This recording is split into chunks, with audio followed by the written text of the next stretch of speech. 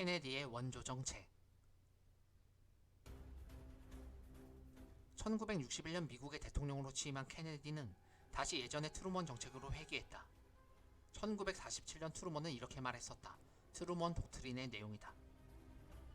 앞으로 미국은 반공을 표방한 정부에 대해서는 경제적 군사적 원조를 아끼지 않을 것임.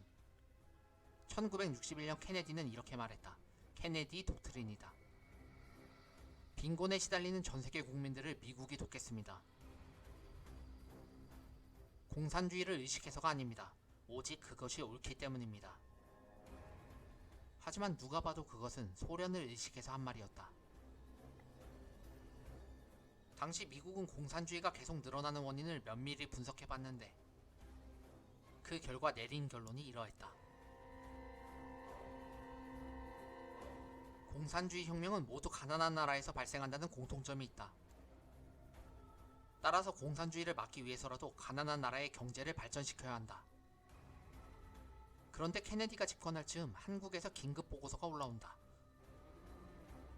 장면 정부의 무능함이 한국을 위기로 몰고 가고 있어요. 이대로 정부가 무너지면 공산혁명 혹은 이와 비슷한 극단적인 사태가 일어날지도 모릅니다.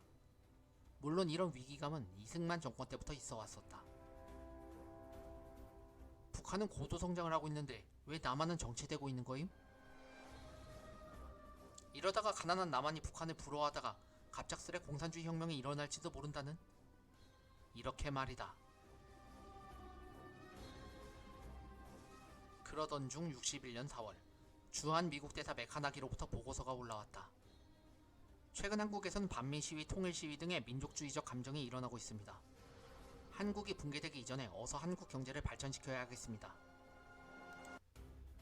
이에 케네디는 메카나기에게 이런 지시를 내렸고, 오케이, 한국을 도와주겠어요. 그러니 발전 전략을 만들어 보고서를 올리세요. 61년 5월 메카나기는 이런 보고서를 올린다. 그동안 미국이 천문학적인 돈을 쏟아붓고도 한국을 발전시키지 못한 원인은 과거 미국의 원조가 군사적 원조와 생필품 원조에만 치우쳤기 때문입니다. 빵을 던져주기보다는 스스로 일할 수 있게 해야 합니다. 한국을 일본 경제에 종속시켜 하청을 받게 하는 것도 좋을 듯합니다. 한국의 교육은 유교적 전통에 따라 너무 인문 교육에만 치우쳐져 있는데 이 이공계 교육을 강화시키고 기술, 직업 교육을 강화해야만 합니다. 1차 경제개발 5개년 계획. 군사정권은 61년 7월에 경제기획원을 발족시켰다. 그리고 여기서 민주당의 5개년 계획안을 참고하여 1차 경제개발 5개년 계획을 62년 1월에 공표하게 된다. 만약 쿠데타가 일어나지 않았더라면 장면 정권도 곧 그런 일을 추진하려 했었다. 사실 군사정권이 61년도에 받은 거액의 원조자금은 장면 정권이 61년 초 한미 경제협정을 체결하면서 환율을 절상한 덕분에 얻어진 환율 안정금이었기 때문이다. 환율을 1달러 1000환에서 1300환으로 올리겠삼. 오케이, 대신 4500만 달러를 원조해주겠삼. 당시 정부 예산의 20%에 달했다. 또 61년 7월로 예정된 장면과 케네디의 정상회담을 통해 한국은 미국에게 거액의 소요 재원을 받기로 되어 있었다. 우리가 1차 5개년 계획을 하려고 하는데 사업 자금 좀 주세요. 그러자 61년 5월 미국 정부는 이렇게 말했었다. 알았다는. 하지만 얼마 후 쿠데타가 일어나 장면 정권의 구상은 말짱황이 되어버린다. 장면 정권의 국토건설 사업 사진이다. 그렇더라도 군사정권은 장면 정권의 플랜을 고스란히 이어받고자 했으니 그렇게 만들어진 게 62년에 발표되는 경제개발 5개년 계획서였던 것이다. 이에 대해 서중석은 이렇게 말한다. 장면 정부의 경제개발 5개년 계획을 군사정권은 일부 수치만 바꾸고 그대로 베꼈다. 다만 군사정권의 목표 수치는 컸다. 장면은 이렇게 말했다. 앞으로 연평균 5.6%의 성장을 달성하겠어요.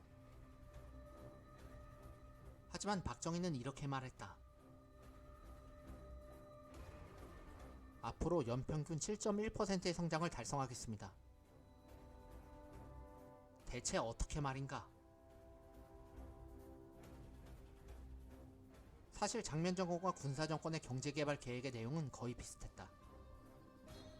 모두 다 철저히 내수를 통한 자력갱생의 성장 방식이었다. 다만 장면정권이 뉴딜 정책을 통한 사회 간접자본 육성과 일자리 창출을 성장의 주된 방안으로 삼았다면 군사정권은 거기에 중공업 육성을 하나 더 보탰다. 하지만 그게 가능했을까? 미국은 한국의 경제발전 상태가 걸음마 단계였기 때문에 거창한 중공업보다는 경공업부터 다져나가길 원했다. 대체 누구 돈으로 중공업을 하겠다는 거임? 미국 돈? 아니 내자로 할게요. 때문에 군사정권은 외자보다는 내자를 이용해서 성장을 해보겠다는 포부로 경제개발 5개년 계획서를 공표한 것이다. 가난한 나라에서 웬 내자? 글쎄. 그러니 앞으로 어떻게 내자를 끌어쓰게 되는지는 두고 볼 일이다. 여기에 군사정권이 장면정권과 달랐던 점은 노동정책이었다. 골방을 반으로 잘라 만든 작업실의 사진이다. 군사정권은 쿠데타 발발과 동시에 노동 탄압으로 들어갔다. 감히 어디서 노동운동을? 너희 빨갱이야? 노조를 억누른 가운데 재벌 위주의 경제정책을 실시하겠다는 것은 좋게 보자면 한정된 자원을 재벌에게 몰빵시켜서 보다 빨리 가시적인 성과가 나오도록 하기 위해서였고,